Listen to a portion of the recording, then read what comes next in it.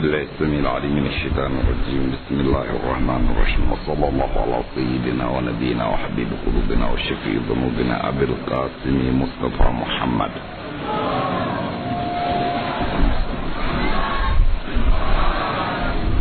وعلى آل الطيبين الطاهرين المعصومين سما بقية الله في أرض صاحب العصر والزمان أرواحنا له فداء.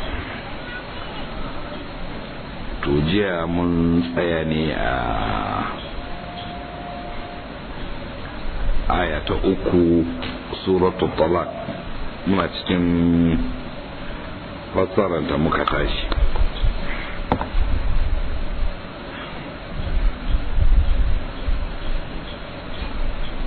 Bismillahir rahmanir rahim. Fa idza balagna ajrahunna fa amsikuhunna bi ma'rufin aw farquhunna bi ma'ruf. Muka ce idan ajalin su ya kai, ma'ana ya kusa kaiwa, to ku rike su zaman aure kenan bi ma'rufin, in shi ne yafi da ayi da ma'rufi, abin sani bisa shari'a, ko kuma ku rabu da su bisa abin sani bisa shari'a in rabuwa ne yafi.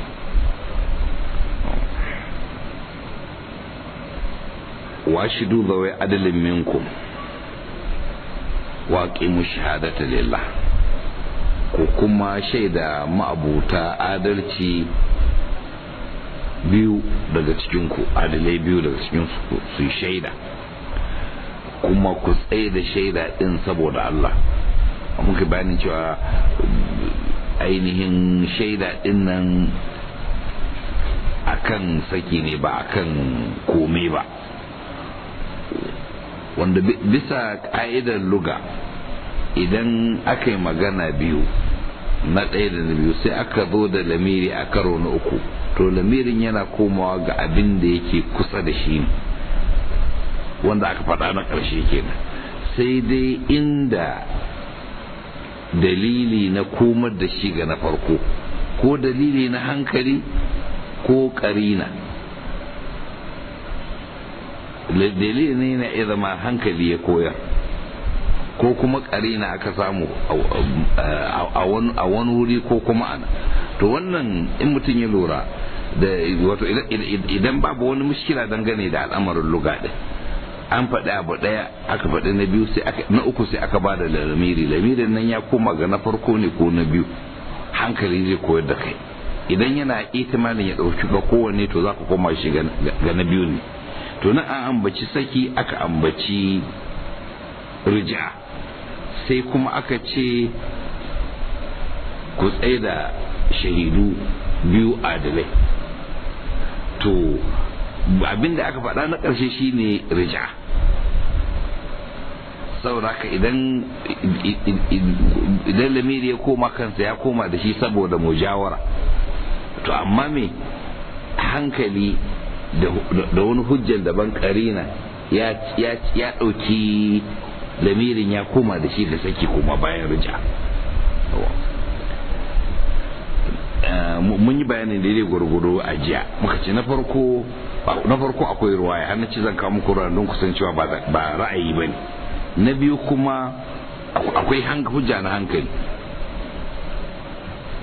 cewa kafa hujja a menene, wanda suka ce a riji'a ne, sai suka ce idan mutum yana iya sakin matarsa ko ba shaida sai ta suku, amma in zai dawo da ita dole ya shaida. to ya zai ba da ya zai shaida din, sai ne suka ce ya samu wasu ya gaya musu cewa ya dawo da matarsa. sannan kuma aka ce su ma sun yarda cewa idan matar na za ta zauna a gidansa ne ta yi idda, kuma yana iya komawa gare ta duk lokacin da ya ga dama. karawala sun yadda kome yana iya zama da aiki, ya ake yin raja'a yana iya zama lafzi ko fi'ili, wato yana iya cewa na dawo da ki, ya gaya mata haka. yana kuma iya shiga ɗakinta ya mu'amala da ita, mu'amalar mata, automatikiyan ya dawo da ita ke. to sai suka ji muka to tun da hakan ne, ko cikin dare ne ko karfe 2 dare ne, da ita ko karfe 2 dare ne, yana iya shiga ɗakin ta, shi kenan ya komo da ita ke. wai amma wai sai ya gaya ma wasu daga baya cewa na fa dawo da wanci. to ko billahi alaikum kuna da hankali, za a yi saki ba wanda ya sani, amma za a komo sai a ce a ji a fara. to kuma billahi alaikum me ma'anar shaida? saboda Allah. Shaida shine a gaya maka wani abu ya faru da can.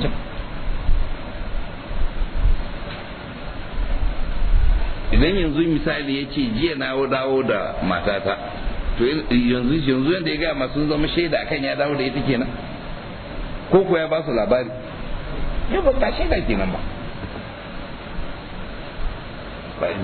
shaida kenan ba, su ba sun shaida dawowa ba ne. To amma da yake abin da yake da son rai, abin da yake so yake faɗa, sai ya ki hata da hujjar hankali da na luga duk sai ya ki. Me yasa a wajen da aka yi maganan alwala, idza qumtum ila salati faghsilu wujuhakum wa aydiyakum ila al-marafiqi wamsahu bi ru'usikum wa arjulukum ila al-ka'bayn, sai suka ce wamsahu bi ru'usikum wa arjulukum, suka ce a ce mishi arjula, wai adafi ne akan yadaini bayan kai ya shigo ciki. To sai mu ce ku oke, saboda mene? Tun daga mujawara, in wannan ka ce mana mujawara ne, rij'a ne aka faɗa a ƙarshe, to wancan ai shafan kai aka faɗa sannan aka ce ƙaba, me yasa bai zama shafan ƙaba ba? To ai ruwaya, masha Allah, bari mu kama ku da wannan hujja. To ruwaya ta ce mana nan dalaka ne ba rij'a. Halas. To kuma in muka koma muka ce hankali, ko kuma wancan abin da ku faɗa shi kuma ya sa mu hankali, don ba ka ake hujja kun ga mujawara din na ku ya sa mu hankali, saboda an batun wanki biyu ne da shafa biyu, sai kuka ce a tafi na hudun nan shi ma wankewa za a yi, alhali da hikiman mai magana nan ko da mutum ne adi sai ya maimaita kalman wanki. Na baka abubuwa biyu ana cin su ne, na baka guda biyu ana shan su ne, amma sai ka jera su kamar ka ci tuwo, ka sha fura, ka sha ruwa, sai kuma ga goro shi kuma daga ƙarshe ka haɗa da goro. An kai malam Bahaushe don zaka ba da labari sai ka ce na ci tuwo, na sha fura da ruwa da goro, sai ce wace irin magana ce ka ana shan goro ne? Dole kai ce na ci goro, dole. Saboda ka wancan maganan dole a maimaita cewa a wanke kaba. Wannan ba magana, wannan ba hujjar luga nake ga muku, in mujawara ne ko ba alwara ba. A can sun ce atafau sunna ce ta bayyana wancan, to sai mu ce to hatta in ba annabi bai bayani cewa an ci do zawai adalin minku, hatta in annabi bai faɗa ba a ce bai kamata a tambaye shi ba, ashidu zawai adalin minkum inna akan me ya koma, akan talak ko akan rija. To ta kuma abin mamaki har wala in ma hankalin ake sawa, da suka sa hankali wasu sai suka dawo kuma suka ce wai ainihin shaidan nan ma akan zawaji ne, wai da anna raj'ata bi manzilatil zawaji. Kaga anan ba muna maganar aure ne ba, muna maganar saki. To amma kuma sai ko wani ashidu zai adalin kuma minkum kawai sai koma da shi akan wai aure ne. To sai ina aka kawo magana aure kuma yace ai raj'atu bi manzilati zawaj, saboda haka ana nufin za ku daura aure ku shaidar da adalci. Ajib al'amarin mutanen. Amma kar kai mamaki, an ce fas'alu ahlaz zikr in kuntum la ta'lamun, sai suka tambayi kowa banda ahlul zikir, anna lahu mutanawush, kowa aka tambaya amma banda ahlul zikir. To ina ko za a sami abin da ake bida. To sannan aka ce wa aqimu shahadata lillah, ku kuma tsaye da shaidan nan domin Allah, ba domin yardan shi wanda za a yi shaida ba, ba kuma domin wanda za a yi shaida gare shi ko a kansa ba. Wato in za ka ba da shaida za ka yi don Allah ne, ba domin wane ne ake shaida gare shi ko a kansa ba. Zalikum yu'adhu bihi man kana yu'minu billahi wal yawmil akhir. To kaga dalikum nan kuma yana koma ga menene? aqimar shahadati kin tunda shi ne karshen magana yana koma ga wannan sharuɗan saki da aka gaya muku, sharuɗoɗin da aka gaya muku na saki, to ana muku wa'azi da shi ga wanda ya imani da Allah da ran lahira. Wannan magana ta gina ma wanda duk ya imani da Allah da ran lahira to ana masa wa'azi da wannan. An gaya maka sharuɗa na saki, daga ciki akwai cewa ba a sakin mace sai a iddanta, ma'ana cikin tsarki wanda ba ta fita. Ma'anan tsarki shine ba ta haila, ba wai nan tun wai sai ta yi wanka ba. In dai ta gama haila ta shiga tsarki ke. Tsakanin tazarar da ke tsakanin haila da haila shine tsarki. To dole sai a tsarkin nan kuma ya zama ba a taɓe ta ba. To wannan sharadi na farko ne.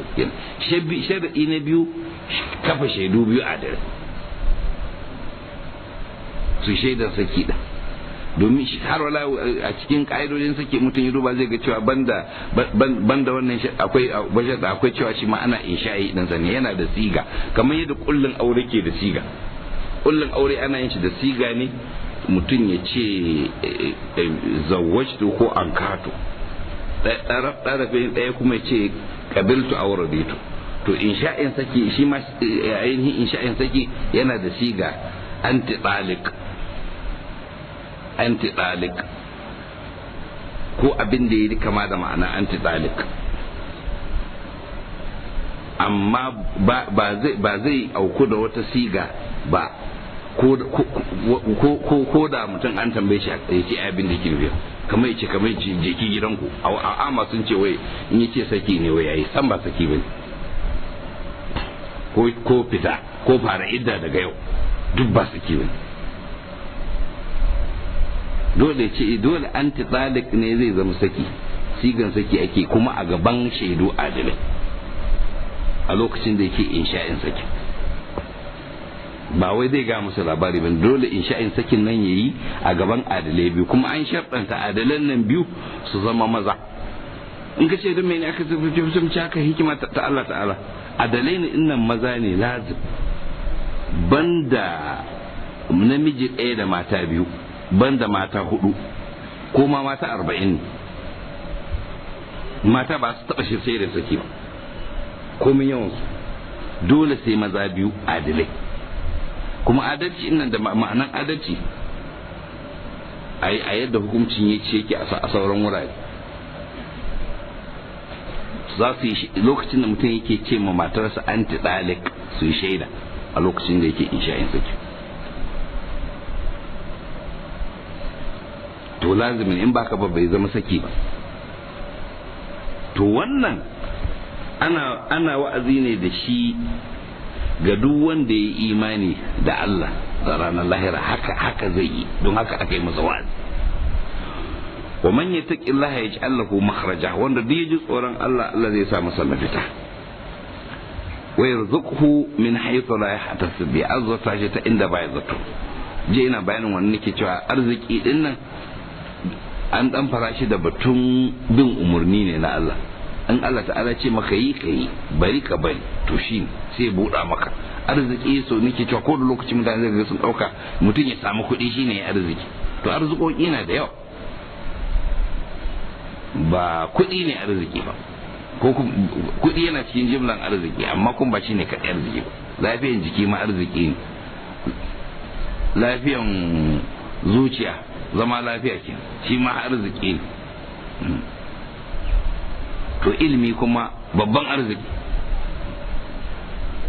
Zai na bayan nake cewa ainihin daga cikin rigingimin da mutane suka samu suka rudi hadda sun ki su bi mafita, ya ji Allahu makhraja, da suka kibin umarnin sai suka rudi, yasa al'amuran su duk ya zama da kirkici. Nan ya ce wa yarzuquhu wa man yattaqillah yaj'al lahu makhraja. An samu ruwaya afwan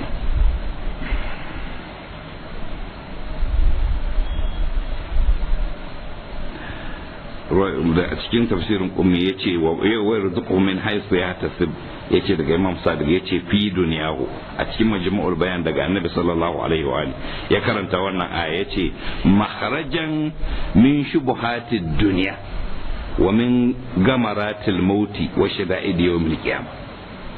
Allah zai sa masa mafita in ji Annabi sallallahu alaihi wa zai sa mashi mafita daga shubuhohi na duniya. Shubuha abuwa su rikice kamar yadda al'amarin sake nan biyar su rubuce musu, wannan yake kaza wannan yake kaza, suna ta samun gingimu akan al'amarin saki. To kaga fita daga shubha, bin umarnin Allah zai saka fita daga shubha wa rikici. fi shubha shubhatu maharajan min shubhatid dunya wa min gamaratil maut, da magagi mutuwa, firgicin mutuwa, ainihin lokacin da mutuwa ta zo tsanani, washi da idi yawmil qiyama, da kuma tsanancin ranar kiyama, firgicin kiyama. har wala yau daga Annabi sallallahu alaihi wa alihi yace wannan ina jin nan ya ce wa anhu alaihi salam, ina yace ainihin yana cewa a'lam inni la a'lamu ayatan law akhadha biha an-nasu lakafathu. Na san ayan da inda mutane su rike ta ta ishe su, ta wadace su. wa man yattaqillah al-ayata fa ma za la yaquluha wa yiduha, bai annabi bai guce ba yana ta maimaita wannan wa man yattaqillah, wannan cikin ayat, wannan ayat inda mutane sun riko da ita ta wadace su, ba su bukatan komai. Kuma kaga in aka sami rikici ana neman mafita, menene mafita ko ga mini? Yanzu ana ta neman mafita ba, duk ana ganin abuwa sun da zagore, ana ta cewa to me ya za a yi, me magani, to me magani anan? Me Allah yake wa man yattaqillaha yaj'al lahu makhraja, to ittaqullah khalas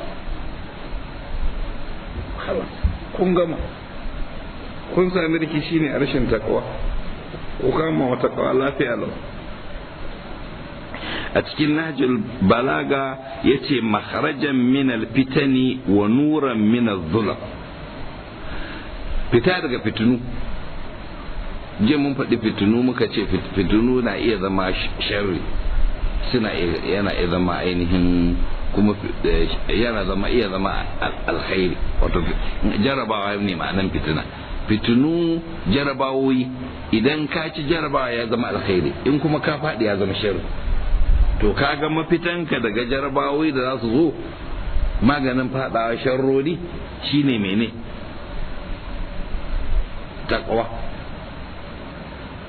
Wa nuran min az-zulm, da kuma haske daga dufai. Wato idan aini ya sa ka shiga sarƙaƙiya ya zama kana gani fiyas. Ina fata an gane haske ma'anawi, ba hasken tocila ba ko na fitila ba, haske daga dufai na jahilci da shubuhohi da abubuwa irin waɗannan rikirkitattun al'amura, kaga kai ka fita fes kana ganin shi ba wani matsala. A cikin majma'ul bayan daga Imam Sadiq alaihi salam yace wa yarzuquhu min haythu la yahtasib ay yubarik lahu fi ma atahu, ya ba sa mashi albarka duk abinda Allah ya bashi, ya sa masa albarka. A cikin faqi malla ya harul faqi na Sheikh Saduq kin, har wala daga Imam Sadiq daga iyayensa daga Imam Ali alaihi salam, man atahu Allah bi rizqin lam yahud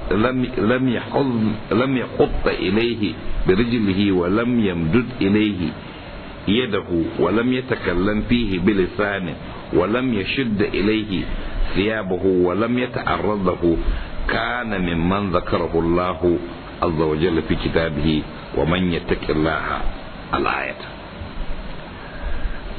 Wato wannan faɗin amirul mu'minin ke nake cewa wanda Allah ta'ala ya azurta shi da arzikin da shi bai taka da kafarsa ba, bai miƙa hannunsa don samun shi ba, bai ma yi magana da harshensa ba, kai kun bai ɗora ɗamara domin sa ba, bai ma yi wani abu domin shi ya same shi ba, kawai arzikinsa Allah ya miƙa kawo mashi, to ya shiga jimlan abinda Allah ya ce wa man yattaqillah. wato arziki kan zo mutum ba tare da ya wani abu ba, ko shi mene kuwa arziki kan zo mutum ba tare da ya motsa ba? kun yi shiru. Wato shine irin wannan ne. Wato ba kokarin ka ya baka ba, wannan yana da cikin arzikokin da wa manya ta kyalla sai zo maka ta inda baka zato, kai baka yi hankoran samun shi ba ma, amma dai ya zo ne saboda mene takawa.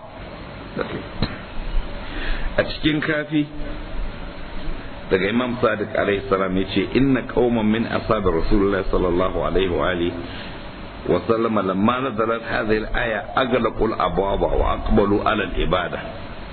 Wa'ansu mutane daga cikin sahabban Annabi sallallahu alaihi wa alihi da aka saukar da wannan ayat suka ce shikenan, tunda an ce wa mai taqillah yaj'al lakum mahraja wa yarzuqu min haythu la yahtasib, ba sai ma mun je gona ko mun je kanti ba, in muka muna ta sallah kawai khubza sai ya fado kawai daga sama. To sai suka kulla kofofin suka yi ta ibada.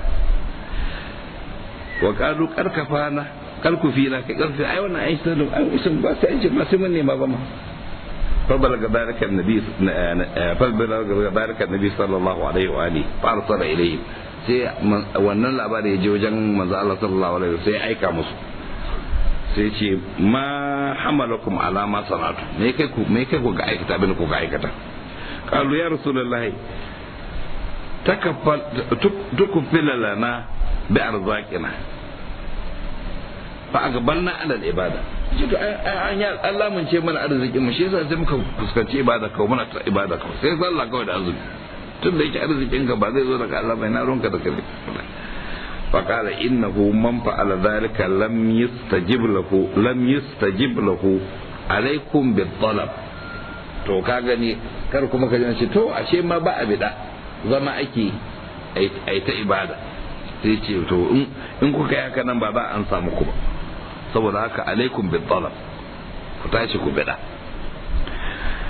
Har wala yau dai daga Imam Sadiq din yace haula'i qaumun shi'atuna du'afa laysa indahum ma yatahammaluna bihi ilaina fa yasma'una hadithan wa yaktabisuna min ilmina fayarhal qaumun fawqahum وينفقون أموالهم ويتبعون ويتعبون أبدانهم حتى يدخلوا علينا فيسمعوا حديثا فينقلوه إليهم فيئيه هؤلاء ويضيعه هؤلاء فأولئك الذين يجعل الله عز وجل لهم مخرجا ويرزقهم من حيث لا يحتسبون. In an fahimce ni wannan abin da ke karanta ya nuna cewa Imam Ja'far Sadiq anan ya nuna cewa rizq din na ilimi ne kenan. Ya ce wannan mutane ne daga mabiyanmu raunana, ba su da abin da za su iya kawo mana sai su na dukiya kenan, sai zo su saurari zancenmu su ɗiba daga iliminmu su je su kai ma yansu mutane, su kuma wancan mutanen su amfani da shi, da kuma masu dukiya wanda su kuma sukan ci biɗi dukiyarsu su wahalar da jikunansu wajen samu, sannan su zo kuma su saurare mu, su ji zancen mu, su ɗauke shi kuma su kiyaye shi su kai ga wa'yansu mutane, wasu su kiyaye wasu ba su kiyaye ba. To waɗannan su ne wanda Allah ta'ala ya sa musu maharaji. ومن يتوكل على الله فهو حسبه معنى فهو حسبه فهو كافيه إن الله بالغ أمره الله ما يشين الأمر سني يبلغ ما يريده ولا يفوته مراده وقرأ بالإضافة بالغ أمره كان إيه بالغ أمره كو بالغ أمره nan yi wanda ya ce wa bil idafa, mu da idafa wanda wato asali muka karanta baligu amrihi muka ce da idafa, amma duk ma'ana ɗaya ne, ko da idafa baligu amrihi ko baligun amra duk ɗaya. Wato Allah maishin al'amuransa ne, wato Allah ta'ala yana irada, yana da irada, yana da kudura.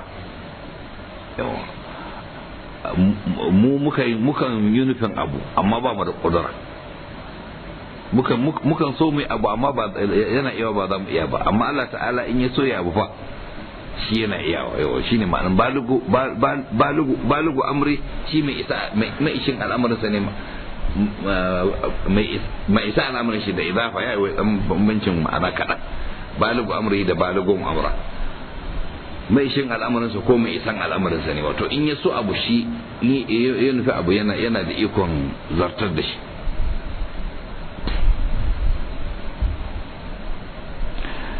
qad ja'ala Allahu li kulli shay'in qadara, Allah ya sa mu kowane abu gwargwado, takdiran wa ko miqdara, baya canzawa. wannan ya zo ne ga bayanin tawakkali gare shi da abin da ya gabata na hukumce da aka faɗa. Wato ka sani cewa in ka bi Allah ta'ala zai sa maka mafita, ya zai azurta ka ta inda baka zato, sannan kuma shi Allah ta'ala fa mai iko ne kan komai, abin da ya so shi yana da ikon ya zartar da shi, kuma komai yana da gwargwado a wajensa. A cikin kafi daga Imam Kazim alayhi salam an tambaye shi dangane da wannan aya, ya ce lil mutawakkil ala Allah darajatu, wanda duk ke tawakkali ga Allah yana da darajoji wato masu yawa. Daga ciki ya ce min ha an tatawakkal ala Allah fi umurika kulliha, fa ma fa'ala bika kunta anhu radiyan, ta'lamu annahu la ya'luka khairan wa fadlan wa ta'lamu anna fi dhalika lahu. to karshe ce daga ciki shine kai tawakkali ga Allah a dukkan al'amuranka gaba daya, duk abin da yi da kai ka yarda don ka san daga gare shi, ka san kuma ba abin da zai zo maka daga wajen Allah sai alkhairi da falala, kuma ka san wannan sai kai tawakkali gare shi da fawwala al'amuranka ya zuwa gare shi da tsika da shi akan wannan da kuma akan komai ma. A cikin ma'ani marfu'i aka ce Jibril alayhi salam ya zo wajen Annabi sallallahu alaihi wa alihi, ya ce da shi, sai Annabi ya ce da shi, ya Jibril matawakkulu ala Allah, me tawakkali ga Allah? faqala al ilmu bi anna al makhluqa la yadurru wa la yanfa'u wa la yu'ti wa la yamna'u واستعماد اليأس من الخلق. yace tawakkuli shine sanin cewa abin halitta wani ba Allah ba ke, duk wani abin halitta baya cutarwa, baya amfanarwa, baya bayarwa, baya hanawa. to wasta imada li asmin al-halq, da kuma dauke kauna daga halitta, wato baka fatan halitta ne zai maka wani abu ke, ko ya cuce ka ko ya amfani ka. fa idza kana al-abdu kadhalika lam ya'tamid ila ahadin wallah, in bawa ya zama kamar haka to bai dogara ga kowa ba sai Allah. walam yarij walam yahab wallah, ba zai ji tsoron kowa ba sai Allah. walam yatma fi ahadin wallah, ba zai tsammanin wani abu ba. muna ce matsama kwaɗayi fata wani ya baka wani abu sai Allah. fa huwa al-mutawakkilu, wanda ya tawakkali mutawakkil ke. to sai magana ta gaba, wannan magana ce ta shigo kuma tana yi ne ba kawai hasatan ga al'amarin saki ba, ga duk umarnin da Allah ta'ala ya ce maka kabi, to in ka bi ka fita shine mafita gare ka. amma in kaga ka fada rigingimu to ka duba ka gani ko dai ka saba ne. to kun ga sai aka dan fara wannan dangane da al'amarin saki, amma ba saki kaɗai ba, har komi duk abin da aka ce maka yi bar ganin cewa wannan ka ce ko mu'amala ce ko ibada ko mu'amala, sawa'un ibadodi ne ko mu'amaloli ne, umarni ne na Allah, to yi, hannun Allah ne bari, to shi ne mafita gare ka a rayuwanka. To abin sha'awa ne da ya zama wannan ya zo dangane da saki, an sa muku ka'idodi kuma sai marum aure da saki har waɗanda suke ba su da addini ma suna yin aure suna saki, amma suna da al'adunsu yadda nuna musu yadda za su. Amma mu a wurin aure da saki, mu a wurin mu ibada ne, addini ne, ba al'ada ba ce. Duk da wasu na yi bisa al'ada, amma mu muna yi bisa addini. Saboda haka ne ma muke samun lada in mun bi bisa ka'ida. Kaga in kun ba bi ka'ida ba, kaga akwai mene kenan, akwai zunubi kenan, akwai hukuma kuma.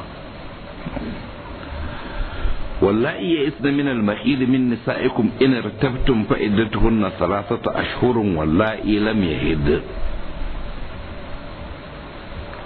To mata waɗanda suka yanke ƙauna daga yin haila daga cikin matanku, to in kun yi shakku in irtabtum, yawa wannan yana da muhimmanci a gane ma'anan alladina isna min al-mahili in irtabtum ne, in irtabtum, in kuna shakkun cewa su ya isai ne daga haila,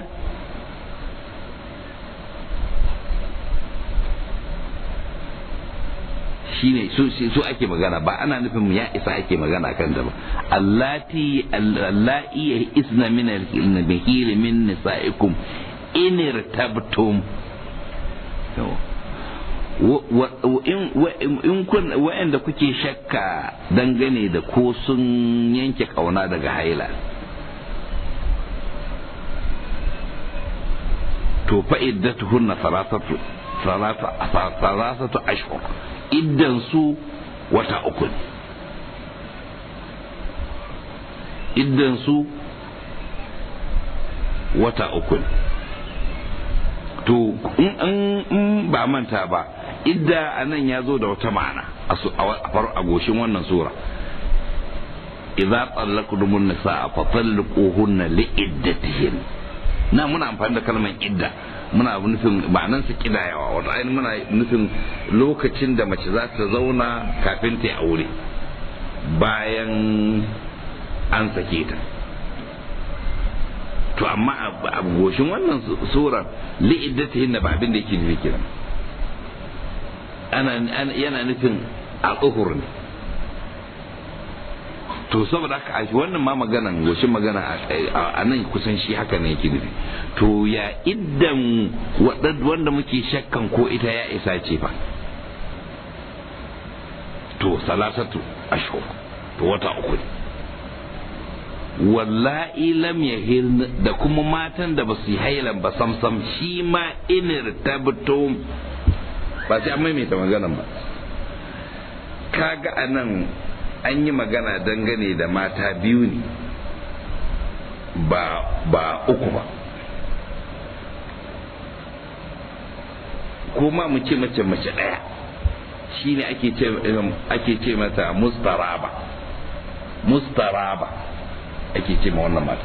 Mustaraba ita ce matar da ake shakku dangane da al'amarin hairata, ba ta yin haila, shi ba ta hailar nan saboda ba ta isa haila ba ne, ko saboda ta wuce shekarun haila, ba mu da tabbas. Me ake ce mata? Mustaraba, sunanta mustaraba. To mustaraba me iddanta? salasatu ashhur. Kaga ana magana dangane da mace ɗaya kenan raka. Me sunan wannan mata? Mustaraba. To mustaraba din nan, raib din nan iri biyu ne, imma raibin in ya as ko imma raibin adamul hayy. Wato mace ce ba ta haila, to ta rashin hailan nata saboda menene? Saboda ya as ne, muna shakka ne. Ta zama mustaraba, muna shakku ya as ne ko ba ya as ba. Sannan kuma ɗaya kuma mustaraban ita ce ba ta isa haila ba, ko ba ta isa ba ne, to muna rai. Saboda haka da dukan kes nan guda biyu sunanta mustaraba. To me iddanta? salasata ashhur, ulatul ahmali ajaluhunna an yada'ana hamlahun, to ma'abuta ciki ko mata masu cikuna su kuma nasu ajalin ma'ana idda kenan, shi kuma su sauke cikinsu su haife kenan. wannan da yake luga kowa ne da yake yadda yake a lugar mu ba haushe yana cewa ciki ne, ko da ke yana amma ya san wannan kalmar ciki dai wannan ne dai cikin ne da yake zama mashi to kuma dai wani lokacin ya ce tana da ciki, dama ko kai ma kana da ciki ai, amma dai in ya ce ai tana da ciki an san ma abin da ake nufi, an san wani abu daban ake nufi, ba ana nufin a cikin cin abinci ba ne. to saboda haka nan ku a larabci hamla ake cewa kaya ke mai kaya, saboda haka zan fassara shi, za mu tarjama shi da yadda muke fahimta ne da luga din mu.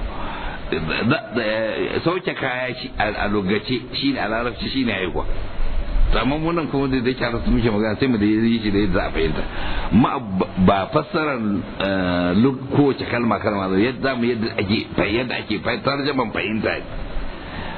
mata ma'abota ciki nasu ajalin wato iyaka ga idansu to shine su soke cikunansu, ba su haife cikunansu. in mace tana da ciki ita ma'ana ana iya sakinta kenan a lokacin cikin, za a yi sakinta, amma in ta haihu tana nifasi, hukuncin nifasi ɗaya ne da haila, kamar yadda mutum ba zai saki matarsa tana haila ba, haka ba zai sake ta tana nifasi. saboda haka amma in tana da ciki yana iya sakinta duk lokacin da ya ga dama, amma da zaran ta gama ta haihu in an sake ta tana da ciki to iddanta ya ƙare, iddan talak.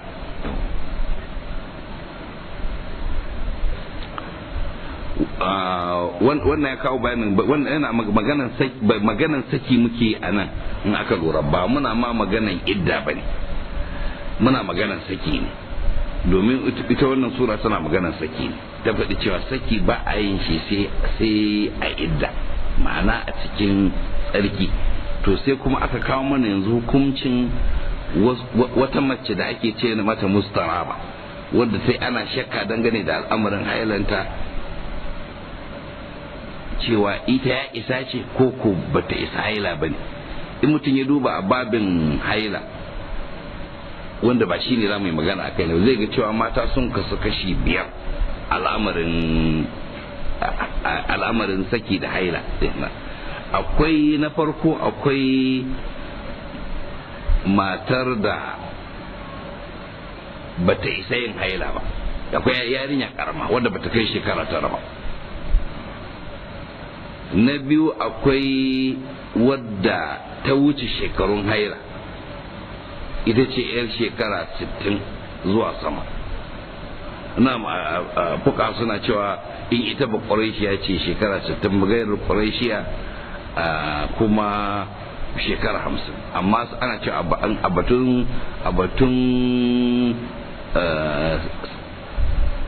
in aka zo batun saki ina ya kamata kawai a mutulaki a ce shekara 60 ya isa, wanda ba ta yin haila ke ta yanke kauna da yin haila sam saboda shekaru. don yanzu ba za mu yi sanin wace shi ba ƙwarishiya ba, wace shi ba ƙwarishiya ba, saboda ƙwarishawan a dacen kabila ce karama iyakantacciya, yanzu ko sun tambatsa sun yamutsu da sauran mutane, yanzu ma da wani gaske ka san waye ba ƙwarishi ba, wani su ba ƙwarishawa ne ba su san su ba ƙwarishawa ba ne, kila kuma wani a ce mashi ba ƙwarishi shi kuma ba ƙwarishi ba, shekara 60 dai. ko kuma muna cewa yanzu da yake ci gaban ilimi ana iya bincike a gano mace ba za ta haila ba samsam, saboda ce samsam ba zai yi ta yi ba, ko da ko shekarunta misali 55 ne sai a ce ai ba zai yi mini ma ta yi haila ba, mustahil.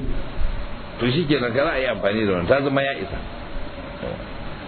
to sai mace ta uku ita ce wadda aka sake ta alhali ba amma yi duhuli da ita ba, tana haila ko ba ta haila, ita san an daura aure da ce kuma aka sake ta. sai mace ta hudu ita ce mai haila. mai haila kuma iri biyu, akwai mai al'ada, akwai murtariba. mai al'adanta yakan zo mata wata shi yasa mutane suke ce mishi al'ada. yakan zo mata wata ta san lokacin da yakan zo, ko farkon wata ko tsakiyar wata ko ƙarshen wata, saboda ta san lokacin da yake zuwa mata, ta ma'abuciyar al'ada ke. Muldariba kuwa ba yana zuwa mata ba kan gado, wani lokaci bayan wata ɗaya sai ya zo, wani lokaci sai wata biyu bai zo ba, wani lokaci 3, 4, 5 ma sannan sai ya zo.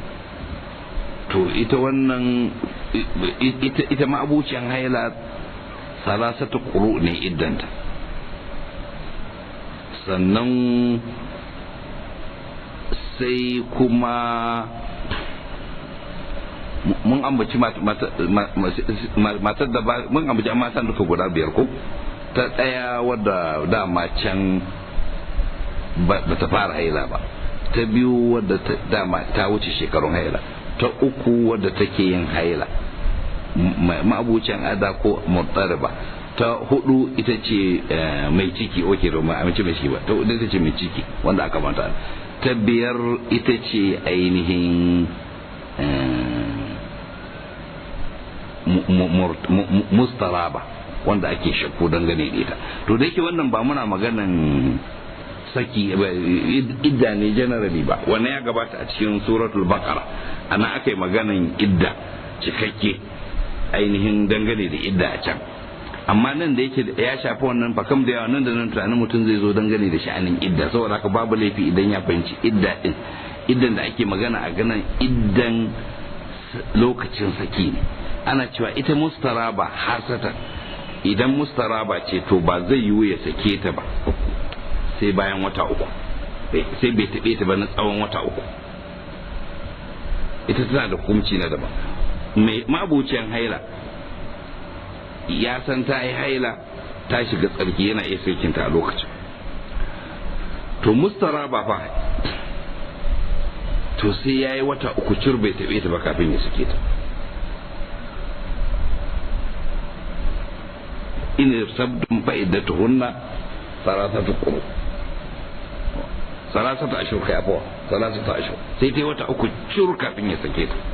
kaga idan ya sake ta kafin wata 3 to sakin bai yi ba. ina fata an fahimci maganar nan. amma mace kuwa mai ciki, ita lokacin ciki ana iya sakanta, saboda wannan idan da muke magana kai ba idan in an saki mace a wani zaman da kan zauna kafin ta aure bane, idan da wani lokaci ne za a saki mace shi ake magana nan. a bakara an yi magana dangane da idan da mace ta kan zauna kafin ta aure, salasatu quru a can, nan ba kawo salasatu quru ba, ko an kawo yawwa wancan idda baiwa wani su ya mutsa duka biyu su dauka abu da yake musu magana kai. wannan iddan ma'anansa daban ne, faɗan liƙuhunna li iddatihinna, wannan idda ake magana kai. yaushe zaka saki mace in tana tsarki, sarkin da ba a taɓe ta ba? to yaushe za a saki mustaraba bayan wata 3 cur ba a taɓe ta ba?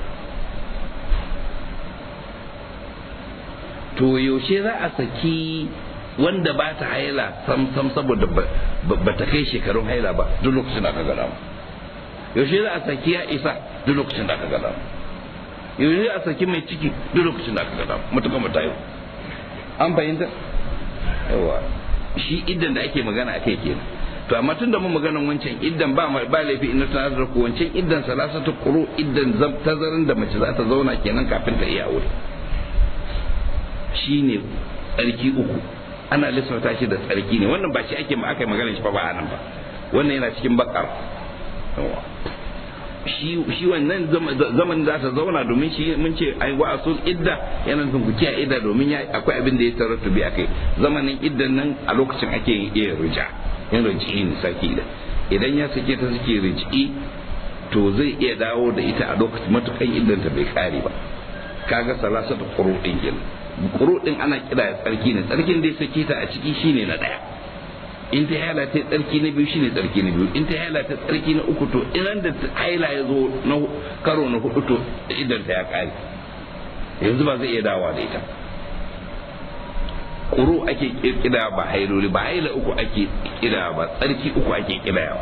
a tsarkin da ya sake ta shine na farko, sannan wani tsarki in ya zo shine na 2, to a tsarki na 3 yana iya dawowa da ita. in koran da ta ga haila ƙarshen tsarki na uku to ba dawo abin nan idan ta ya ƙari to da yake idan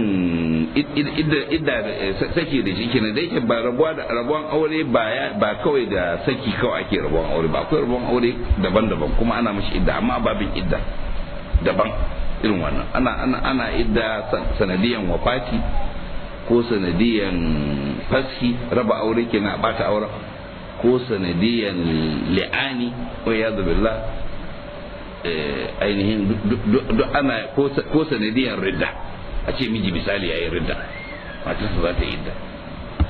To duk salasatu qur'u ne ga mai ga ma'abucin haira. Sai dai kes din wanda mijinta ya mutu shi 4 ashhurun wa 10 wata 4 da kwana 10.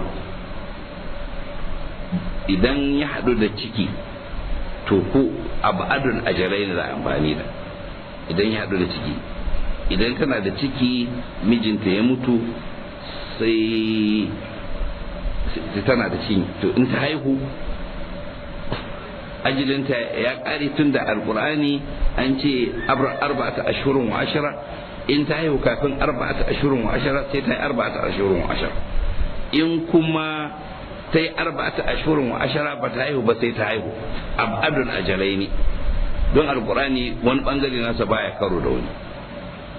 Nam akwai hukuncin wani sarkin musulmi da ya ce in dai ta haihu ko da waiwai ko yana gargaran mutuwa ne shi mutumin lokaci, ita kuma tana na koda shi kuma yana gargaran mutuwa, sai ya mutu yana cikawa ita kuma sai jariri ya fito ya ce in ya sai a ce shi kenan wai ta gama aure, ta gama idda, shi kenan wai sai ta yi aure a hukuncin sarkin musulmi. To a kare musu aje mu sarkin musulmi hukuncinsa, wannan hukuncin alkurani ba haka bane. Yawa in ka ce ma wannan sarki musulmi ai haka sarki musulmi yayi sai ce to ai Allah kun ba haka yayi ba ko. Wannan na kawo wannan magana ne kawai, amma ba a wannan mahallin yake, ba nan ne mahallin shi ba. Wannan muna magana ne hasatan akan iddan lokacin da za a yi saki. Yawa wancan kuwa mun riga mun wuce shi a Baqara.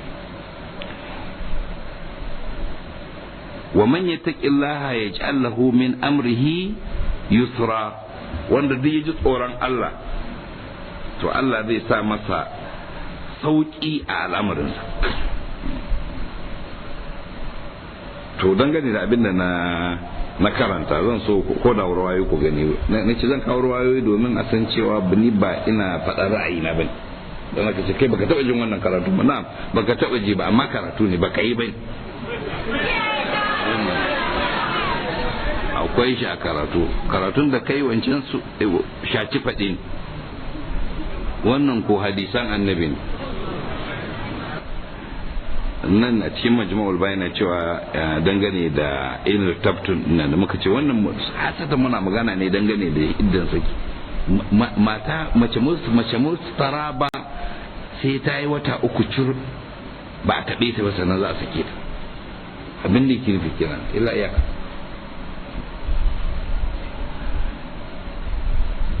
Daga a'imma ɗinmu daban-daban sun ce humnan lawati amsaluhunna yahilna li'annahunna law kunna fi sinni man la tahilu lam yakun lil irtiya bi ma'ana.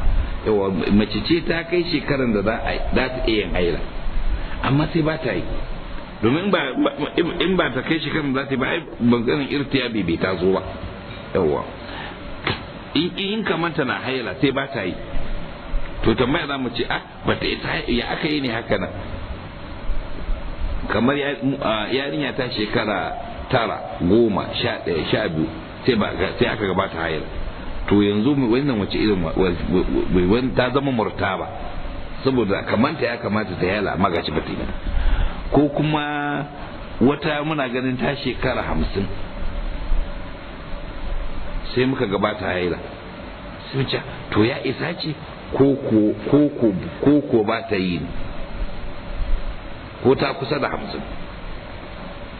to ya isa ce ko kuwa. Amma in ba ma'ana ga shakka idan irin ta dama ba ta yin haila, kamar yan shekara 70 ba ta haila ba za a ce ya mai faru ne, dama ba za ta yi, ba zai wuce ba yawa, zai daga 60 zuwa sama ba zai wuce haila ba, ballantana ma a sa shakku. Haka kuma yarinyar da bata kai shekara 40 bata haila ba shakku bai tasowa. To nan a cikin ya cire shi a cikin kafi an tambayi Imam Sadiq alaihi salam dangane da mutumin da ya saki matarsa tana da ciki kuma ya zama tana da 'ya'ya biyu a cikinta, sai ta haifi ɗaya ba ta haife shi ba. Ya ce ta ba yantu da haihuwan farko, amma kuma ba ta halatta ga ta yi aure ba sai ta haifi na biyu. Wato yanzu haihuwan farko ya fidda ita idda, amma kasantar ba ta haifi na biyun ba bai kun ba ta ba za ma ta yi aure. To shi aka kuma tambaye shi alaihi salam dangane da mata masu ciki, wanda mace mai ciki kai mijinta ya mutu sai ta haihu, sai kuma ta yi aure tun kafin 4 ashhurun wa ashra. Sai ya ce idan mijin ne duhuli da ita za a raba su, kuma ba za ta halatta masa ba har abada, don ya take ta idda ke, sannan sai ta yi idda da abin da ya saura, sannan kuma ta sake wani sabon idda na salasata kuro na takinta da aka yi. In ko bai dukuli da ita ba za a raba auren ne, sai ta iddan da ya rage mata, kuma shi yana iya aurenta. Wato kenan idan mace tana da ciki, kamar sai ta amfani da hukuncin sarkin musulmi. Tana da ciki, mijinta ya rasu, sai ta haihu ƙasa da ainihin wata 4 da kwana 10, sai aka yi mata batawa cewa za ta iya yin aure, tun da su auren sun ci haka nan ne. Shi ko alkurani wani bangare bai da karo da wani, na wannan ba hankalin mu muka sa ba, ruwaya muka sa, wannan hukumcin amirul mu'minin ne, kuma shi sun yadda ya fi su ilimi, duk da yake arafan da suka yi ba su ce a wani lokacin suka ba wani ilimi, amma dai wani lokacin sukan dawo kuma su faɗi wata magana hakan, kamar an ruwaito daga ɗaya da cikin halifofin da suka gabaci Ali ya ce in an raba ilimi kashi 10 to duk mutane sun yi tarayya a ɗaya ne, Ali kuma 9 ɗin nasa ne shi kadai. Ya ce kuma shi kuma a ɗayan da suka yi tarayya to har da Ali a ciki, kuma Alin ya fi su sanin ɗaya. Wannan halifa na biyu aka yi fara, na raba ilimi 10, Ali na da 9 shi kadai, sauran ɗayan kuma sauran mutane kuma ya fi su sanin sauran ɗaya, duk da shi aka yi tare. To in ya gaya mana dangane da alkurani nawa ne za mu ɗauka da hujjan wanda ba da balik a dangane da shi ya ce ya fi shi ilimi, saboda haka shi ba zai hukunci ya zama hukuncinsa ya zauna, in ya zauna kuma kuna yi warware. To idan aka yi mata fatawa haka nan sai aka ce sai ta aure kafin wata 4 da kwana 10, ya ce abinda za ta yi shine yanzu in dai mijin ya take ta to ta haramta masa har abada, kuma dole yanzu za ta idda biyu, ta gama nawa fati sannan kuma ce salasa ta kuro. In ko bai take ta ba, an kulla auren ne kawai, to sai a raba auren, ta gama iddan wafati sannan shi yana iya zuwa ya bida aure, amma ba auren wancan auren ba shi, yana zama mai bida kaman kowane. Ya ce ma'anan ya ji Allahu min amurhi yusra yusahil alaihi amurhu wa yi wa fiƙahu lil khair. zai sauƙaƙa mishi al'amarin sa ya mishi muwafaqa daga alkhairi kenan.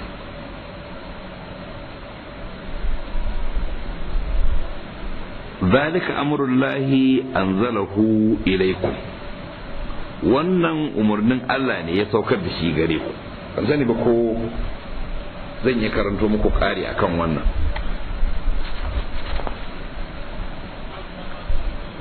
kada karatun ya tsawo ne. wannan a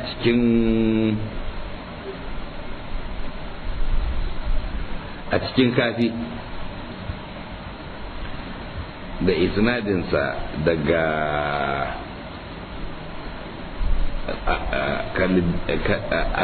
kalbi annabata ya ce na shiga wajen Ja'far bin Muhammad alayhi salam na ce da shi ba ni labari dangane da mutumin da ya ce da matarsa anti dalikun adadin nujumis sama.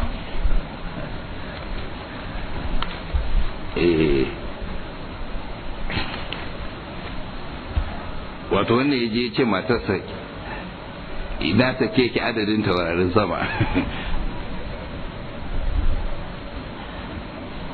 sai ya ce da shi wai haka amma ta karɓa suratul talaq yace kai cin ka ba karanta suratul talaq ba qultu bala yace faqara'atu sai nace fa talquhunna la iddatihinna wa asul iddah yace atara ha kuna nujumus sama. anan wannan ayin anan kaji an ce maka nujumus sama. qultu la qultu farajulun qala li irmati anta taliqun salasa, mutum ne kuma yace matarsa ke sakakkiya ce saki uku, ko kamar da Bahaushe kace na saki ki saki uku misali.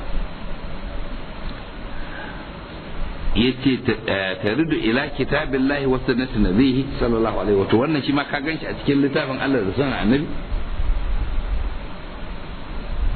ka ganshi ne shi ma a cikin littafin Allah. kaji ana cewa anta dalikun salasa.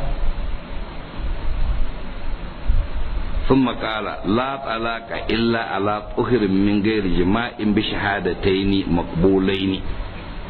ba saki sai akan tsarki da shaidu biyu wanda ake karban shaidarsu. halas, ina fata an gane. wato saki in ana yi ake yin shi, ku gaya mini yadda Allah ya ce ayi. to sai mutum ya yi ba yadda Allah ya ce ayi ba, to sai ya zama saki.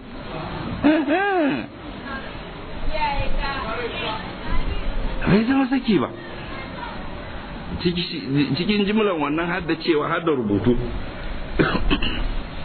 in ya rubuta ya ce na sake ki, ya ba ta takarda da shi da ya busa begira duk daya, ba saki ba. wannan aka ce wai an tambaya, wannan a BBC na ji, wai a BBC an tambaya wai wani ne ya rubuta matarsa text da yake yanzu akwai mobile ana rubuta ana yin aika da, wai sai rubuta mata text sai cewa ya sake ta. to shine ake rikici wai ta saku, sai aka samu malamai da Hanafi da Hambali da Shi'i. shi yace ba saki bane, wannan ba Hambali yace gaskiya saki ne, tunda yake za a rubuta saki to lallai haka nan ne. shi kuma ba Hambali bai san me zai ce ba. Hanafi idan ya ce lai yayi, to tambaya ita ce gaskiya wannan ba a ce sai da sai mu ce musu to mai ba tun yayi ko bai bane. babu alqur'ani babu sunna, to a dauko a karanta. ba shi kenan ba, a dauko a karanta. ba ra'ayin fuqaha bane addini, ba mitin ake a tattauna dangane da addini sai a sami mai hukunci ba kuma malam wane ne zai bushi iska a ce ai malam wane shi ya ce kaza, shi ne wane Allah ya aiko mana shi ne.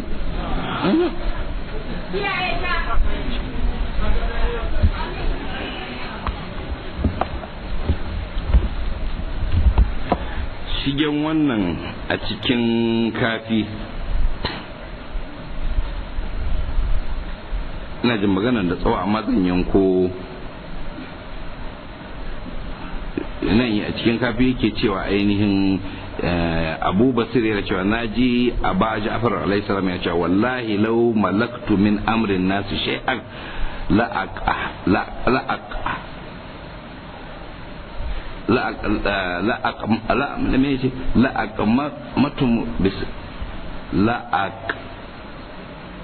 mahathum bisayfi was-sawti hatta yadalliqu li-idda kama amara Allah azza wa jalla.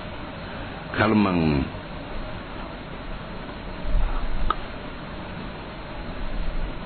la'aqamatum ne ban gane kalman ba, wato kamar yake cewa wato da ina da iko ina da iko inji Imam Abu Ja'far, Imam Bakir kenan yake cewa da ina da iko da na yi amfani da takobi da sanda in sa sai mutane sun yi saki kamar yadda Allah azza wa jalla ya ce ai. To suna ganin mutane al'adu, mutane suna al'adu. Wani abu da na shafa nake cewa ni ma da ina da iko a garin nan ko an ce maka a ƙasar nan da zan ci yadda ake raba goron aure haka za a raba na saki. A ce ga gona ce mai ai wane ne zai saki matarsa, ta ce Allah ya sauke masa wannan goron ba dai za mu ci shi ba kam. To a gama raba sai a taro a ce to jama'a ku saurara, yau kuma gashi Malam Tanimu shedan ya hau kansa yanzu kuma zai saki matarsa, la haula wala quwwata illa billah, Allah ya sauke masa. To a ce to gashi sai a karanta mishi batun suke a ce to shikenan kai ne za ka yi abin nan da Allah baya so. Sannan suna karanta hadisi cewa an ce idan an yi saki har al'arshin Allah na motsi. Ce to kai ne yanzu za ka girgiza al'arshin Allah? To yanzu sai kai abin da Allah baya so tun da shaidan ya hau kan. Sai ya ce shi ta nemo a ce la ilaha illallah.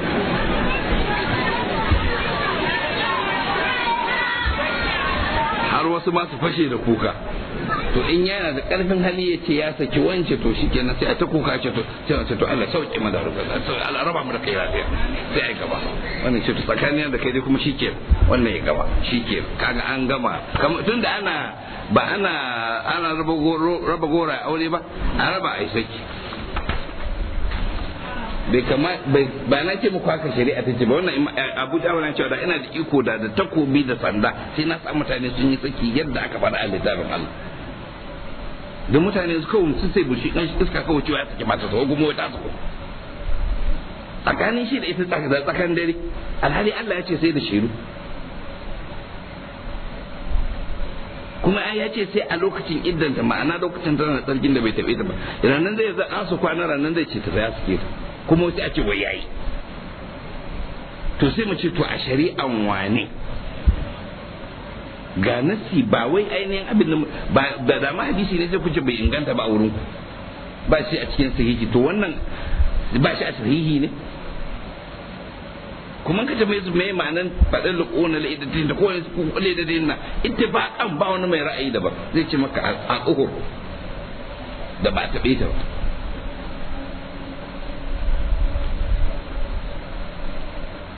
To mu kuma muna da ƙarin wa ashiru zawai adalin minkum mu tabbata akan saki koma bayan rij'a, don rij'a baya bukatan shaida.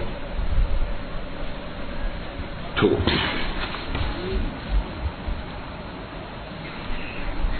wannan kuma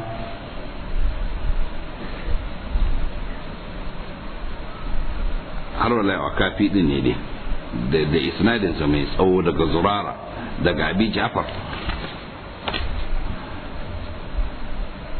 alaihi salam. An tambaye shi dangane da mutumin da ya ji matarsa annahu su'ila an imra'atin sami'at rajulan talaqaha wajhada dhalika atuqima ma'ahu. Wata mace ta ji mijinta ya sake ta, sai ya musanta ya ce a shi bai sake ta, to za ta zauna tare da shi? Qala na'am, wa inna talaqahu bi ghairi shuhudin laysa bi talaq. Sakinsa ba tare da shaidu ba saki bane. Wa talaqu li ghairi al-idda laysa bi talaq. saki ba tare da idda ba an san ma'anar idda na fara wato a doko shi ma ba saki bane wala yahillu lahu an yaf'ala kun bai halatta ga gare shi ya aikata abin da ya aikata ba fa yutalliquha bi ghairi shuhud wa li ghairi al-idda allati amara Allah azza wa jalla bai halatta gare shi ba ya sake ta ba tare da shaidu ba kuma ba iddan da Allah ya umarni zai aje yana faɗin cewa to wasu abin da suke ce mana ainihin waya ya sai mu ce to ya zai yi wai auku wannan abin sunna ce ko bid'a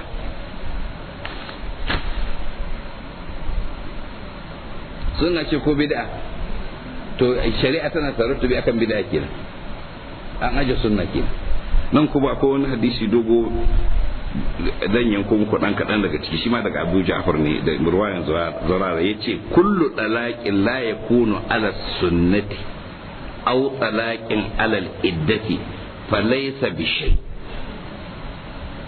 duk wani saki wanda ba zai zama akan sunna ba ko ba zai zama akan idda ba to ba komi bane wato ma'ana bai ba ba sakin bai wannan magana na da tsawo amma zan yi wannan ya wadatar dan wannan shi wannan kuma a littafin da ake cewa ila da shara'i daga Abu Abdullahi alaihi salam yace la yaqaw talaqu illa ala alkitabi was sunnah tayi mutum yace to ai kana tace mana wane ne alaihi salam yace yau bai san su Abu Ja'far ba alaihi salam ba san Abu Abdullahi alaihi salam ba to don ku sani shi Abu Ja'far alaihi salam ana ce mashi baƙir ilimin nabi shi ne lokacin da halifofi suka hana rubuta hadisi shi ya dunga tattara hadisan kakansa shi ne ɗan Imam Zainal Abidina shi kuma ɗan Imam Husaini shi imam kuma ɗan Ali ɗan kuma Sayyida Fatima to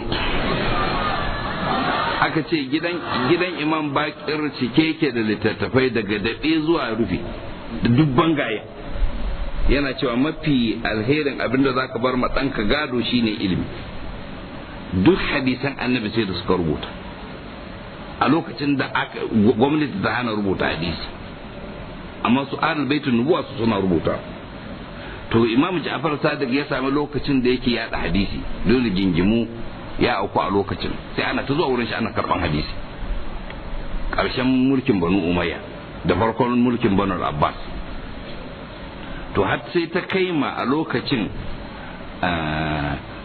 saboda dafifin da ake wajen karban hadisi ana hawa tun ana ce mutane 2,000, 3,000, 5,000 duk sai su zo karban har 8,000 har sama suna zuwa a haye suna karban hadisi to aka tambaye shi hadisi yace hadisi na hadisin babana ne inji Imam Ja'far Sadiq hadisin babana kuma hadisin babansa ne Imam Zainul Abidin hadisin Imam Zainul Abidin kuma Imam Zainul Abidin hadisin Husaini ne hadisin Husaini kuma hadisin Ali hadisin Ali kuma hadisin manzon Allah ne hadisin manzon Allah kuma hadisin Jibril ne hadisin Jibril kuma hadisin Allah ne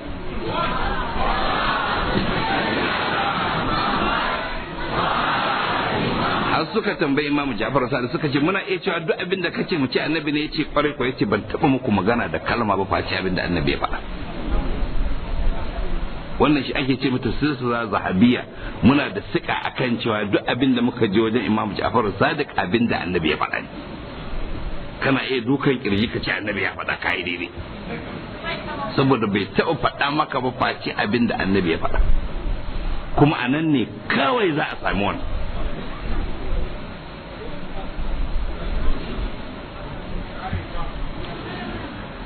to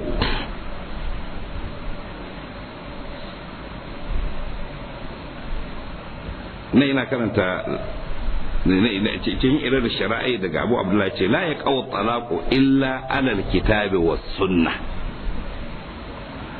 saki baya aukuwa sai bisa littafi da sunna li'annahu haddun min hududillahi azza wa jalla don wannan iyakan da iyakokin Allah ta'ala idza talaqtumun nisaa fatalliquhunna li'iddatihinna wa ahsul iddah ويقول وأشهدوا ذوي عدل منكم ويقول وتلك حدود الله wa man yata'adda hududallahi faqad zalama nafsa wa inna rasulullahi sallallahu alaihi wa alihi radda talaq Abdullah bin Umar li'annahu kana khilafan lil kitabi was sunnah.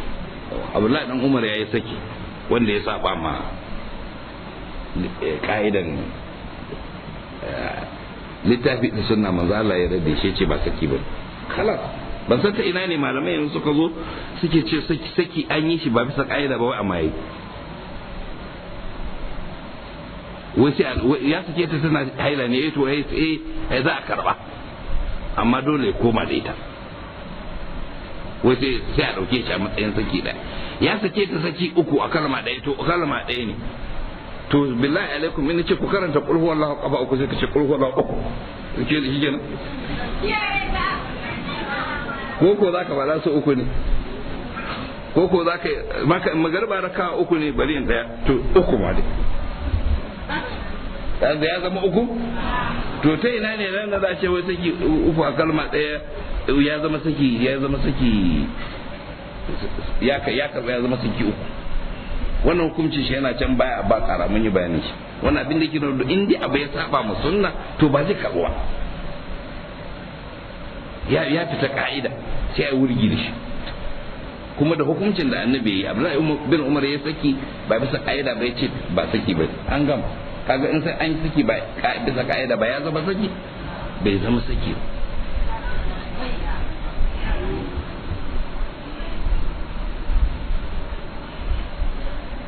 To ina kallon ruwayoyin, ina duba lokaci.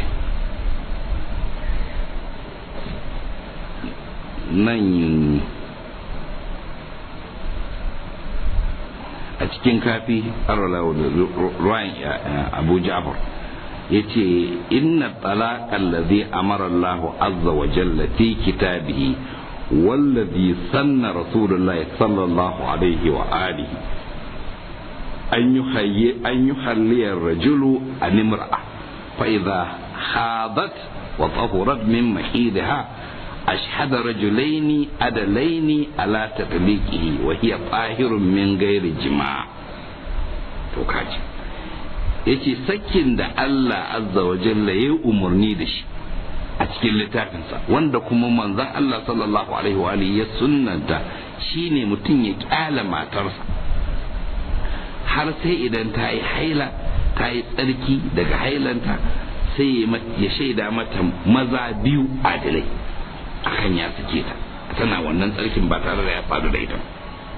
Wannan shi wa huwa haqqu bi raj'iha ma lam tanqadi sarasatu quru, to yana da haƙƙin ya dawo da ita matukan bata gama tsarki uku ba.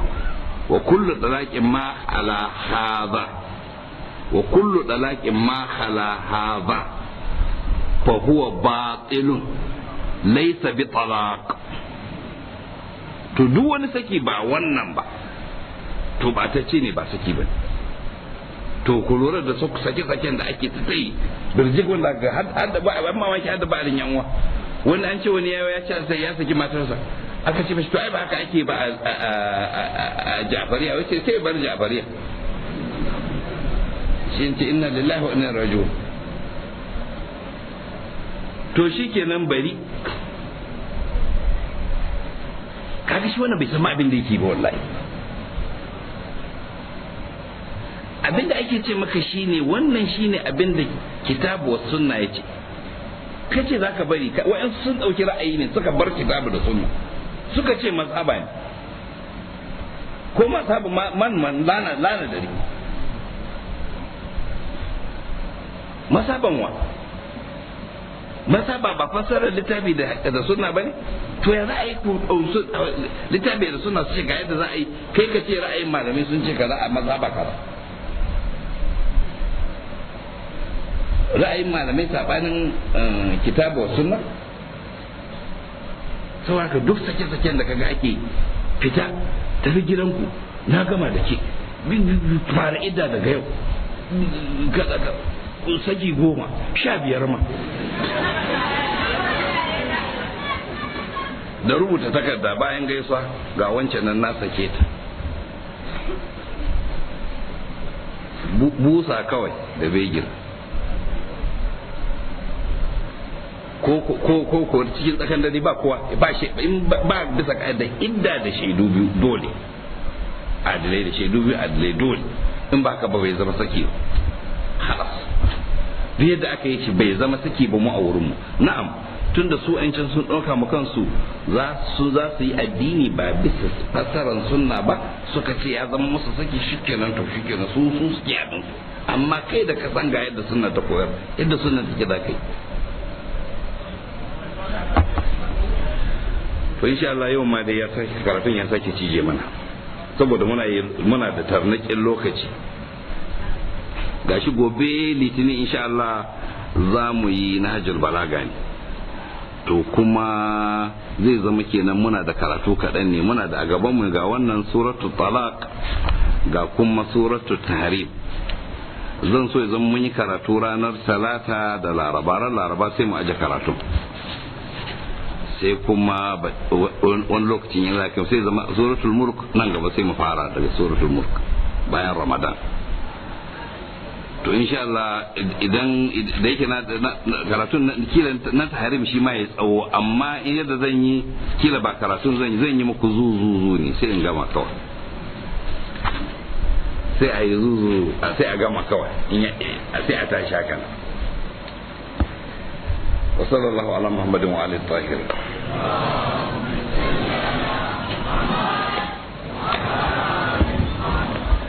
Allah ka gane da mu abin da muke karanta, ka shiryar da mu da shiryen da ke ciki, ka ba mu ikon aikatawa. Nikan zo da littafin addu'a sai in ga lokaci kullum yana kure mana insha Allah. ربنا اتنا في الدنيا حسنه وفي الاخره حسنه وقنا عذاب النار ربنا لا تزغ قلوبنا بعد إذ هديتنا وهب لنا من لدنك رحمه انك انت الوهاب سبحان ربك رب العزه عما يصفون